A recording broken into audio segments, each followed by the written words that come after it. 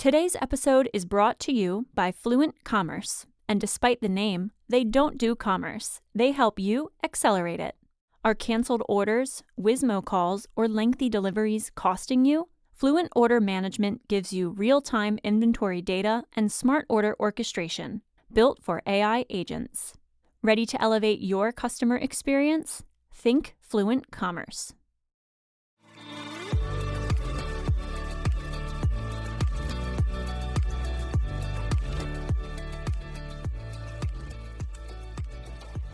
Hello, and welcome to Women in Retail Talks, the podcast where C-suite executive women in the retail space share their stories of professional growth, leadership development, personal journeys, and more. I'm Marie Albajez, managing editor of Women in Retail, a membership-based community of executive women at leading retailers and brands. Today I'm joined by Kate Gulliver, the Chief Financial Officer of Wayfair. So Kate and I talk about, her roots as an analyst, what she really sees as the biggest shift in what's expected of retail CFOs, and how Wayfair is navigating all of these consumer spending changes and a lot more. So Kate, I'm going to bring you in. Thank you so much for joining me. Happy to be here. Thanks for having me. Yeah, I'm so excited. We've had a great relationship with Wayfair. We've spoken with your chief technology officer over several years, so I'm really glad to have you on here. Yeah, so let's first talk a little bit about your background, your career journey. I know you started as an analyst for McKinsey & Co., and then you went to Bain Capital for a few years before you settled at Wayfair as the head of investor relations. So you've come a long way since then. So maybe just walk us through your career journey and how it led you to become the CFO of such a major retailer. Yeah, so thank you for the question, and thank you again for having me. I'm very happy to be chatting with you. I think it's really easy when you're finally sitting in that maybe position that you dreamed about or that senior role to look back and create a very tidy narrative, regardless of what your experiences were, and to say, of course, this led to this and this led to this. But that wasn't actually the case, right? Yeah. I didn't start out, at McKinsey thinking that 20 something years later, I'd end up as the CFO of a retailer. And I think it's important to emphasize that, because I think if I had, tried to do that, it maybe wouldn't have even worked out as well as it did now. And I think it gives some false sense of your ability to sort of precisely script your career versus the reality, which is, it's some combination of performance, luck, being connected to great folks, and those things sort of come together to help shape your career over time. So as you pointed out, I spent several years at McKinsey. I loved working there. I actually mostly focused on healthcare when I was at McKinsey, so I wasn't even in retail. Then I went to business school, and then I went to Bain Capital. And when I was at Bain Capital, I actually started doing a lot more work in retail. And I loved the retail space. I'm a consumer myself. And so it was really exciting to be able to work with something that I sort of more intuitively understood. And one of the big trends, during that time period when I was investing at Bain Capital, which was sort of 2009 to 2014, was just how much e-commerce was eclipsing all of the brick and mortar retail that we were working on at the time. I learned from some incredible professionals there, sort of how to think about the retail space, how to be an investor in it, how to, evaluate the space. But I always felt, sort of between McKinsey and Bain Capital, that something was missing. I was sort of jealous of a management team, if you will. I wanted to go in and actually do the work that we advised or we recommended. And that's how I ended up leaving and joining Wayfair. I've now been at Wayfair for over 11 years. I've had a wide range of roles here. I joke that Wayfair's been several different companies, since I've been here, which is part of why I've stayed. I joined pre-IPO to run our IPO process. So that was sort of the super high growth, turbocharged stage. Then we had this, very odd in retrospect COVID period. And then post-COVID, it's been, the shift from growth to profitability, particularly, given how challenging this sort of macro furniture environment has been. Our focus has really been on getting the business to a point of profitability and ramping that up. And so each phase has had very different challenges. And I feel fortunate to have been able to spend, now nearly half my career, at Wayfair. Yeah, it's interesting. So many of the speakers that we have on this podcast and so many listeners have that like non-linear path. And you said something that really stood out to me, which is, you didn't dream 20 years ago that you would be the CFO of this major retailer. So tell me if this resonates with you. It's a balance between, aiming for whatever goals you have in your career, but also kind of letting your career take you in whatever direction you think it's going to go without kind of putting all of your eggs in that one basket. Is that something that resonates with you? That definitely resonates. And let me be clear, I'm not trying to say that I wasn't ever ambitious, if not overly ambitious at times. Sure. I think anyone would tell you, particularly my siblings and parents would say that I come with a healthy, dose of ambition. But I don't think that you can script these things perfectly. And so I think it's really important to stay open to the possibility. And as an example of that, I had been at Wayfair about 3 years, running investor relations and a small business line. That was a pretty normal, I was an investor and then I came in to run investor relations. That's not a crazy path, right? But about 3 years in, the CFO at the time and the CEO, who's our co-founder and still the CEO today, asked me if I would take on our people function, so becoming the chief people officer. That was a crazy departure, right? It was not anything that I'd ever, not even a thought that had crossed my mind. And I think if I had had some, long planned, well, I'm supposed to do this step and then this step and then this step, I might have said, oh, that's not even something I'm open to discussing. Instead, and I framed it before as, sort of taking the next right move, I thought about, okay, why are they asking me to do this? And I went and had conversations with them to really understand, what is it that you think I could bring to the people function? And why do you, Neeraj, our CEO, care about the people function? And at the time, he told me that it was, the most important thing that he thinks about every day is, does he have the right people in the right roles? Because the limiter at that time on our growth was, do we have the right engineers? Do we have the right merchants? Do we have the right, salespeople in all of these different roles, marketers? And that's what was consuming his time. And so I thought, oh, well, why wouldn't I, want to work on what the CEO is focused on every day? I love the company. I believe in the business. Seems like I could get a really interesting vantage point by focusing on what he, cares about. It was not obvious what the move after that would be. I think a lot of people thought I was a little crazy for taking the job, but it was clearly for me the next right move at that time, because it brought me closer to what the CEO cared about and what he was focused on. And in retrospect, I loved the job and it was an incredible career move for me. But I frame it all up as, it was not anything I could have anticipated. And to your point, it's so important to be open to the possibility, because you just don't know what might come along. Mm-hmm. Yeah, I was going to ask you about that, because you've said before that you've always focused on kind of that next right move rather than chasing that specific title. Any advice for, those people who may be in that kind of career transition, or looking for their next right move? How do you know what's quote unquote right? Yeah. I mean, certainly a fair degree of subjectivity involved in that. I think for me, how I've thought about it are, generally, what are the things that are important to me day to day in a job? Usually that's who my manager is. That tends to be the most important thing for me. Who am I working for? Who am I learning from? Who are my peers, right? What's the team that I'm on? And then what am I trying to learn? What skill set am I trying to develop? Is this going to push me? Am I a little bit scared to do it? I mean, that's a thing people say all the time. It can feel trite, but I think it's true. You want to be, constantly pushing yourself. And so, when I think about it, for me, it's been, does this move have that right combination of incredible people that I'm going to learn from and work with day to day? And am I going to be pushed? Am I building some new skill set somehow? Am I going to feel a little scared coming in that first day on the job, and probably for some time thereafter? Am I going to feel like maybe I stepped into something that's a little bigger than I anticipated? I think those things are actually good in terms of driving you forward in a career, and can actually help us get to that next stage. And so I guess I'd encourage people to think about, what is it that they really enjoy day to day about their job? Worry less about the specific function and the specific industry.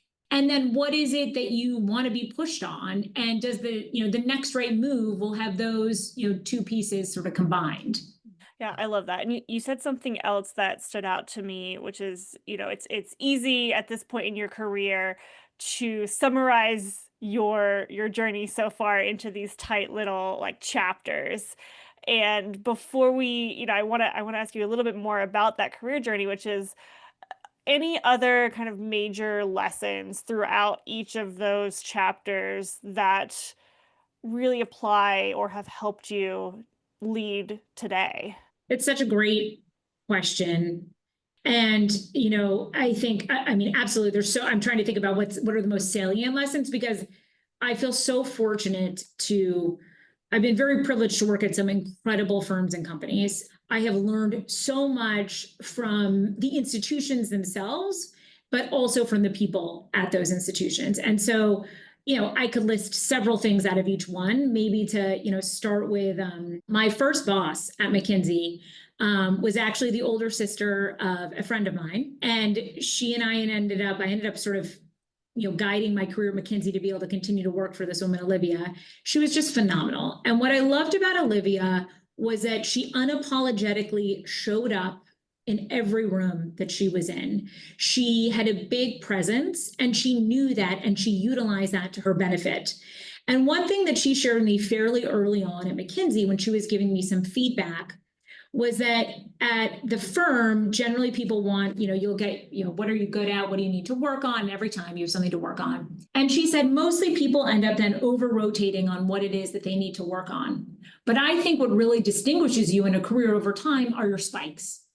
And so identifying and knowing what your spikes are and picking a job that allows you to play to those spikes really allows you to, one, be, sort of be excited, right? Because then you're doing the thing that makes you feel good because you're actually really good at it. And two, allows you to be incredibly successful. So round out those areas that need rounding out, but make sure you know what your spikes are and focus on that. And I think, that was an incredible lesson, and one that I've always sort of adhered to. Broadly, McKinsey as an institution, it teaches you how to ask questions, how to think, how to frame things, how to create and construct an argument. And then Bain Capital sort of took that to the next level, laying over, sort of the overall financial structure on it, and helping me think about what is different about when you're an owner and when you actually go into the business. One of the things that you learn there is just how incredibly important the management teams are, and how important it is to identify and pick the right management teams. But to take more of sort of a specific lesson, I also had the opportunity to work for an incredible woman at Bain Capital, a woman named Trish. And she became a mentor to me during my time there. And I think what was so wonderful about Trish, many things, she's an incredible investor. She's still an investor today, but she really took care to get to know her teams. She knew sort of, what motivated all the people on her teams. And she was able to, guide and develop and shape them because she cared about them as human beings. And I think that helped me understand that you could be a successful female executive and still bring your whole self to work, still, care about the people that you work with, still show vulnerability if you want to, show passion, show excitement. And, again, bringing your whole self to work is so much of what makes you sort of satisfied and happy at work. And she was a great example of doing that day to day. I love that. Okay, so I'm hearing play to your strengths, recognizing the importance of managing teams, bringing your whole self to work. And I think summarizing all of that is having a great leader can really make or break an experience.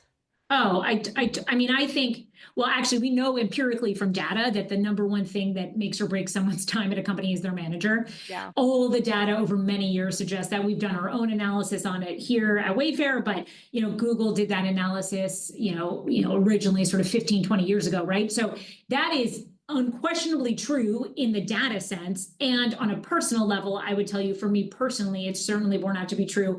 My first boss at Wayfair is still my mentor to this day. He's somebody I can talk to anything about. His name is Michael. And, I came to work for Wayfair ultimately at the end of the day because I met him through the process and I thought that's the kind of person I want to work for. I really don't care what job he has for me. I didn't even know at the beginning what job I was talking to him about, but I thought this is a great person to work for. I could tell he cared about his teams. I could tell he cared about sort of the whole person. And so made, to me, part of why I took different jobs within Wayfair was to be able to continue to work for him. Yeah, I love that. It's so important. Okay, so Kate, I want to switch gears a little bit and talk a little bit about the business side of things. As a CFO, your job is incredible, and you're being pulled in so many different directions. And so I want to know what your take is on what is expected of, the modern CFO that touches all of these other departments. What do you kind of see as the biggest shift there? I guess it's hard for me to say, I don't know what sort of the role of the CFO was perhaps 10, 15, 20 years ago. So it's maybe harder for me to say the shift, but I guess I could describe it in terms of what I think is important, in the job today. I think you have to have a deep understanding of the business and the commercial side of the business. So, sometimes I think CFOs can come up sort of through multiple paths. Some CFOs are sort of more general purpose business executives who have a financial literacy and fluidity. That's probably more my profile. And then some CFOs are very technical and come up more through sort of an accounting background and then build that business knowledge, whereas I had to build the accounting knowledge. But I think at the exec team level, what you're looking for is someone who can engage in the broader commercial discussions and be able to weigh the trade-offs of those discussions, not just be able to say, hey, here's where the financials are coming out. Yes, no, do you agree on that? I think that's probably been the case for some time now for CFOs, but increasingly or sort of consistently, that's what that's certainly what you see in the space. I think in terms of what's new, you really have to have a fluidity with technology, to do the job well, I believe. Part of what I'm focused on myself and with my team is how we're leveraging AI. And that sort of comes from two angles. One is, how is Wayfair as a whole leveraging AI, and how do we want to be thoughtful and considerate about AI from the customer experience perspective to how our operations are run, and then within finance, are we using AI thoughtfully, and are we staying ahead and adapting new tools and ways of working as they evolve. We're, internally on the finance team, we were just talking about in a meeting earlier this morning, some of the ways that we can pressure test some of our modeling with AI. And I think, that's just one example, but I think it's really important as, a leader to be talking about it regularly and pushing my team to be sort of day-to-day adopting it. And then they push their team to day-to-day adopt it, because the adoption curve, is going to start with folks sort of testing out and experimenting it. And if we don't do it, somebody else will come along and do it, faster and better than we are. So we have to make sure that we stay ahead. And when you're in a pretty large organization, I think you can get complacent on that kind of thing. And we need to make sure that we're staying ahead of it.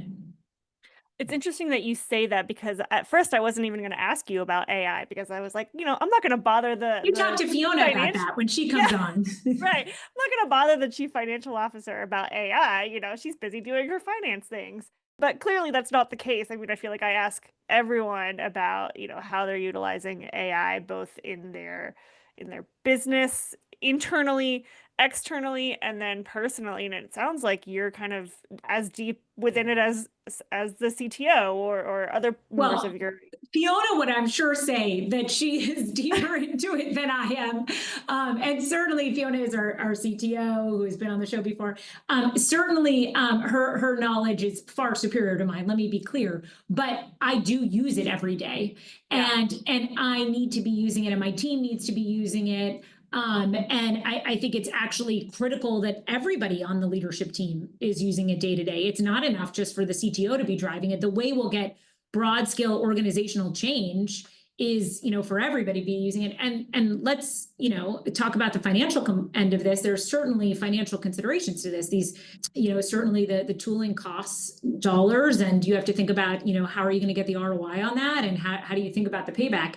And so it's not just a pure tech decision, right? This is a overall broader company decision, and it's the kind of conversation that needs to be happening regularly at the executive team level. Yeah, that's a great point. Okay, so speaking of finances, I want to get into a little bit of, your today's consumer and what's going on with consumer spending, especially given everything that we're seeing right now. We are recording on May 27th. The tariff situation is, of course, still up in the air. So, maybe at just a high level, Kate, how is Wayfair kind of navigating all of both these shifts in consumer spending and maybe a little bit on the tariff situation, if you can? I'm glad you started with giving the date because, things are changing Yeah. day by day. So let me start with the consumer spending piece, and I'll take it to our category. Our category boomed. So, Wayfair obviously sells primarily home decor and furniture. Our category boomed during COVID, having sort of significant pull forward of sales. And then it's been under pressure since the COVID period due to a combination of having to manage through that pull forward and the housing market, being under significant pressure, largely due to rates and affordability. So I think some categories are starting to experience sort of consumer malaise now. For us, we've been comping negative as a category for several years in a row now. And we actually believe that in the core sort of furniture and decor part of the business, that the category itself, across the US is actually on a dollars basis at 2019 levels or below. So it's been a pretty significant pullback in our category. Now, to get that moving again for our category, we need some momentum in things like housing and, ideally consumer sentiment. That said, our focus when we went out on our sort of Q4 earnings call, which happens at the beginning of 25, we said we were not planning on any sort of category. This was obviously before, tariffs were announced, but we said we were not planning on any sort of category recovery, but we were focused on trying to drive to growth even within, the construct of the category still being challenged. And we've launched a number of things, and I'm really proud of us to be launching so many things even in this challenging time over the past few years to sort of try to meet the consumer where she's at and build the business more, sort of more strongly over a long period of time. So most obvious one is we launched our first physical retail store. It just hit its 1 year anniversary, our first large format physical retail store, the Wayfair store in Chicago. Just hit its 1 year anniversary. We announced 2 more stores coming, sometime between 26 and 27. We launched Wayfair Rewards, which is a loyalty program last year. We launched Wayfair Verified, which allows the consumer to sort of understand more the quality of the product that she is purchasing and, how she thinks about, the relative of that in a category that has a lot of substitutions. Those are just a few of the pieces that we've been able to launch. And we've done that while we've grown EBITDA substantially. So we were actually running negative EBITDA pre-COVID. We boomed positive, sort of 2021 and then fell back to negative again. We turned that positive in 23. And so we've been able to take substantial cost out of the business and launch all of these initiatives. And so our focus has been, even though the category is under pressure, we want to meet the consumer where she's at and deliver for her.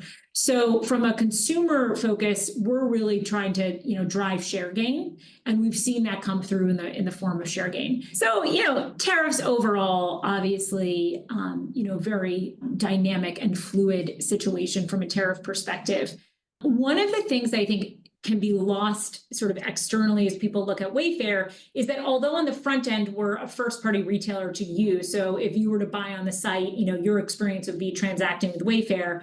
On the back end, we operate like a marketplace. Mm-hmm. So we source product from all over the world, and we have a wide range of suppliers that we work with, over 20,000 suppliers. Those suppliers source from a wide range of geographies. Certainly a lot of the product manufactured, for this business comes out of, parts of Asia, but we source from everywhere, not just Asia. We also source from Turkey, India, Brazil, everywhere, the US. And so part of the benefit of our model is because a lot of these products are very similar. You may have one product from one geography, another product from another geography that are quite similar.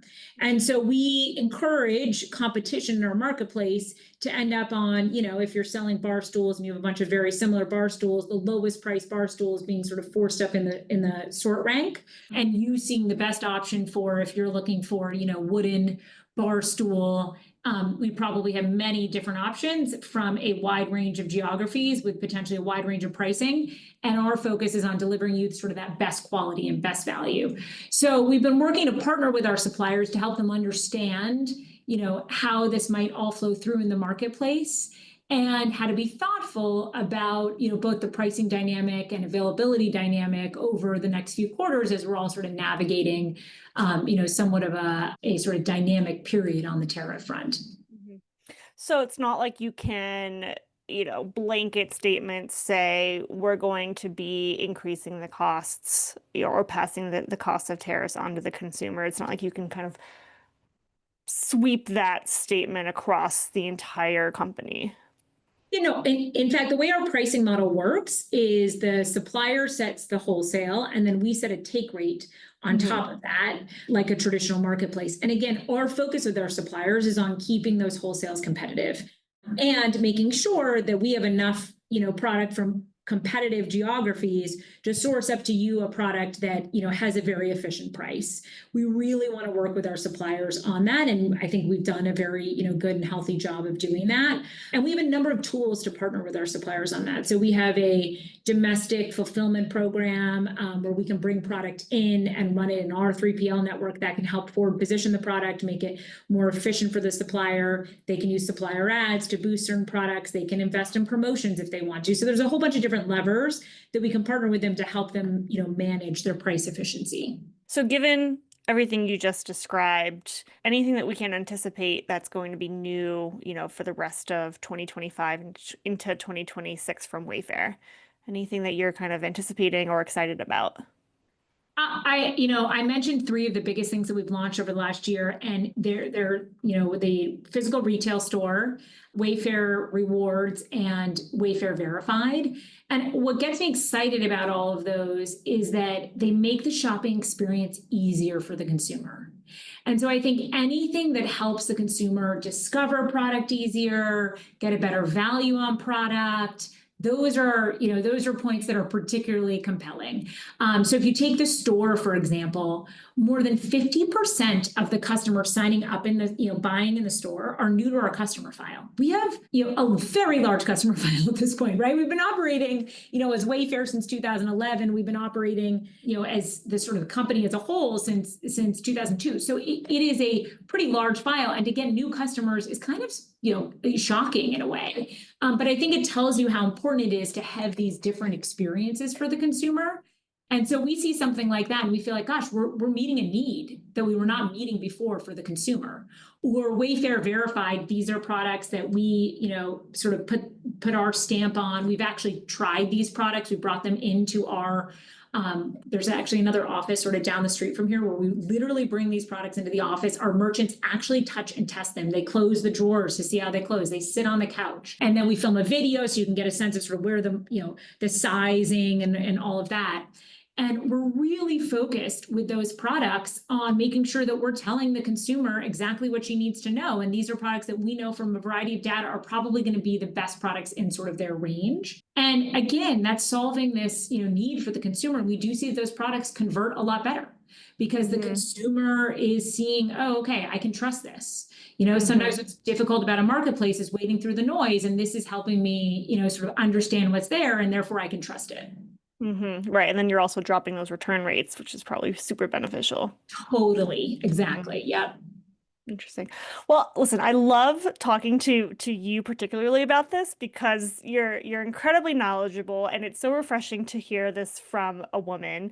And I want to point out the fact that I think it's less than 20% of CFOs, public CFOs in the S&P 500 are women. So as a woman in the minority, have you felt that pressure? Let me answer that a few ways. Do I feel pressure day to day in my job? 100%. It's a very high pressure job. And as Neeraj, our CEO, would joke, I'd probably feel pressure, even if everything was going as perfectly as it possibly could be. I tend to be a somewhat high anxiety individual, but I also feel pressure that I am representing for women. Absolutely. Right. But also I feel pride in that, right? It's really, kind of how incredible to be able to do a job that I genuinely enjoy with people that I respect and enjoy every day, and be able to feel supported enough by both my family, an incredibly supportive husband, kids, parents, etc., and my team here, that I am able to come in and show up and do that job every day. That is a real gift, and I am very, very lucky. And so you asked, how do you progress it forward? A lot of people don't have that kind of support, and I recognize the privilege that I have, and so I certainly feel like it's important to explain in particular that I am very well supported. And I've had, I mentioned by name a few of the bosses I've had. Neeraj, our CEO, is an incredible boss to me as well, and incredibly supportive. Sometimes he does crazy things like send my children bags of candy when we're traveling together to entertain them. And I'm like, that's actually not that helpful, because now you've got them hopped up on sugar for my husband to deal with them, which he's not going to be pleased about. But he wants to know what's going on with my kids. He's focused on, how is my day-to-day life. And I just feel really lucky to be in that environment. And so I guess in my own small way, how can I help? I certainly want to make sure that I'm providing that support to other women and other men on my team. And I think one of the things I've been lucky in is that I've had both female mentors and male mentors. And the combination of the two is really powerful. And so how can I, make sure that I'm providing that to other folks as well? So if there's a listener out there who wants to know, how can we get more female CFOs circulating through the retail industry, what advice would you give them? I think the sort of first step is hopefully you have people coming up in sort of a broad, whether it's consulting or banking or sort of a general management program somewhere, but you need women in those programs early on, and they need to have a mentor that is looking out for them, because that is how you advance, right? You get this sort of broader business knowledge. I got exposed to a ton of different companies when I was in consulting and private equity, and I was able to have mentors and bosses that were sort of helping me through, pulling me through. I think it's really important for women to proactively identify those people as well, in addition for companies to try to, lean in and sort of pull women up and support them. But I think you want to build that sort of broader knowledge, give women that opportunity, and then make sure that you're helping to sort of guide them through the process. Mm-hmm. Yeah, agreed. That's great. And retail can be a great area for women, right? I mean, one of the reasons I love the company is I am a consumer of this product. I'm incredibly passionate about it, sometimes to the annoyance of our merchant teams when I try to, jump in and I'll walk a market with them. I'll be like, oh, why don't we have that? And they'll have to tell me, like, you're not a merchant. Back down. You have no idea, what we should have on the site or not have on the site. But I do love the product, and that has made it really, enjoyable for me day to day in the job as well. Mm-hmm. Yeah, it's so relatable. Okay, so in the minute or so that we have left, I want to shoot some rapid fire questions at you that I have started asking kind of all of our guests. The first one is, what are your non-negotiables when it comes to work-life balance?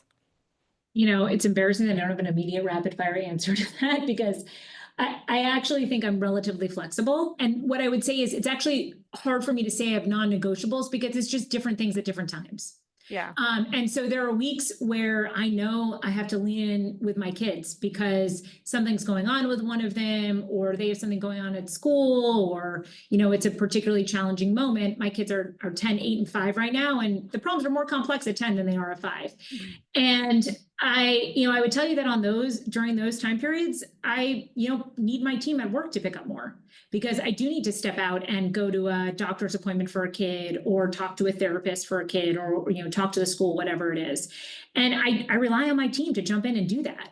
And then there are other weeks where, maybe everything's going swimmingly and I'm preparing for earnings, and I spend more time, at work preparing for earnings. And I want to make sure that I can be there for my kids whenever they need me to be there. And I think that requires a lot of flexibility from both me, my team, my husband, and our child care providers. And that is sort of an overall effort versus saying, I will never do this, or I will always do that. Mm-hmm. Mm-hmm. And it goes back to what you were saying earlier about it's, key to have that support team there, Totally. both at home Maybe and the non-negotiable. You have to Right. figure out where, what support, and it's different for every family, but what support your family needs. And I will say we have prioritized, as a family, we've prioritized that support over and above pretty much everything else. That's great. Okay, and then the last question is, we talked about AI a little bit kind of professionally. So I'm curious, what's maybe one AI tool that you're using in your daily life to make things easier? Oh, well, I can tell you, last night we're planning a trip. We're going to Denmark with our 3 children and my in-laws who are in their late 70s. And so I was working with Perplexity yesterday to ask about family-friendly dining in Denmark, which is a little more challenging than it seems because there's a lot of high-end restaurants in Denmark that do not want a 10, 8, and 5-year-old in it. And it was giving me great recommendations. So very helpful I actually asked it to plan the itinerary for a group of 7 and gave them the ages, and some of it I took, some of it I didn't, but it was a good starting point. Yeah, that's great. Well, we're out of time. I wish you the best of luck on the trip to Denmark. And Okay, thank you. I'll need it. with all the kids. Thank you so much, Kate. This was a really great conversation. I really enjoyed talking with you, and I can't wait to see what you do next. Thank you so much. I appreciate you taking the time.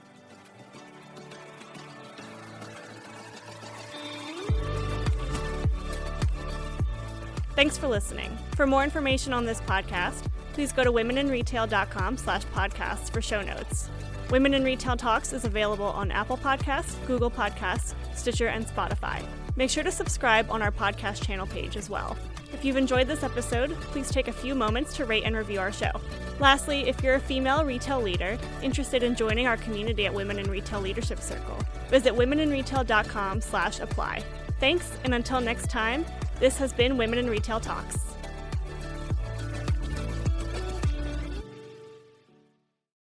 Are canceled orders or high delivery costs a problem? Fluent Commerce fixes fulfillment, pickup, delivery, and real-time inventory. Built for AI agents.